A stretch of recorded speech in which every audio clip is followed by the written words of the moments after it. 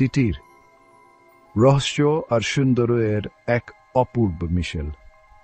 এই মাঝারি আকারের পাখিটির বাস দুটি বিশাল মহাদেশ জুড়ে, এশিয়া এবং আফ্রিকা। ভারতের তৃণভূমি থেকে আফ্রিকার সাহানা পর্যন্ত নানা ধরনের পরিবেশে তিতির বাস করে। দেখতে অসাধারণ এই পাখিগুলো স্বতন্ত্র ডাক আর মনোমুগ্ধকর পালক নিয়ে। তিতিরের অভিযোজন ক্ষমতা সত্যিই অসাধারণ। কিছু প্রজাতি অরণ্যের ঘন ঝোপঝাড় পছন্দ করে, পাতা আর ডালের মধ্যে আশ্রয় খোঁজে। আবার কিছু খোলা তৃণভূমিতে থাকতে ভালোবাসে, নিজেদের ছদ্মবেশ আর দ্রুততার উপর নির্ভর করে। এখানেই থাকুক না কেন, তিতির তাদের বাস্তুতন্ত্রের এক অবিচ্ছেদ্য অংশ।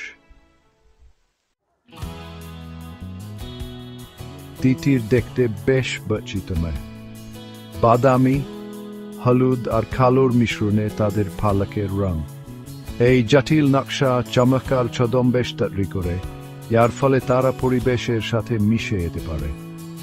দাঁড়ানোর জন্য তৈরি তাদের শক্তিশালী পা মাটিতে বাস করার সাক্ষ্য দেয়।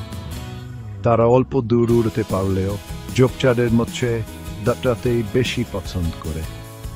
এই পাখিগুলো অবিশ্বাস্যভাবে সতর্ক।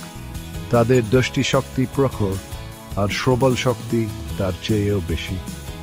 তিতির একা একা খুব কমই দেখা যায়, ছোট দলে থাকতেই পছন্দ করে। বিপদ দেখলেই সতর্কতার ডাকে মুখরিত হয়ে ওকে চারপাশ পুরো দলকে সাবধান করে দেয়। তিতিরের জীবন চক টিকে থাকা এবং অভিযোজনের এক গল্প।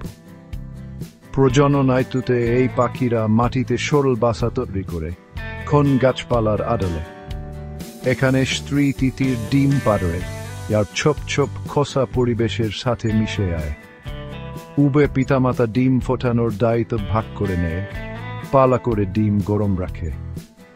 কয়েক সপ্তাহ পর ডিম ফুটে বেরিয়ে আসে ছোট ছোট। এই বাচ্চারা জন্মের পর থেকেই চোখ খোলা থাকে এবং পালকে ঢাকা থাকে। তারা বাসা ছাড়ার পরপরই খাবারের সন্ধানে তাদের পিতামাতার পিছু পিছু যেতে পারে। পিতামাতারা তাদের বাচ্চাদের প্রাথমিক জীবনের বিপদ থেকে রক্ষা করে। তিতিরের অভিযোজন ক্ষমতা থাকা সত্ত্বেও তাদের ভবিষ্যৎ অনিশ্চিত।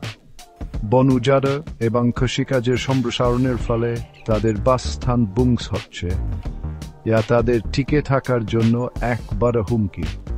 তাছাড়া মাংসের জন্য শিকার এবং পোষা পাখি হিসেবে বিক্রি করার জন্য ধরা তিতিরের সংখ্যা কমিয়ে দিচ্ছে।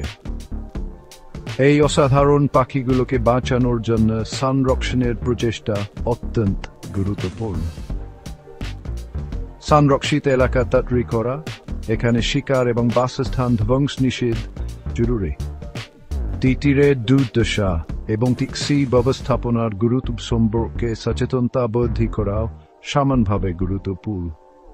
তিতিরের ভবিষ্যৎ আমাদের হাতে, এবং এটি এমন একটি দায়িত্ব যা আমরা হালকাভাবে নিতে পারি না।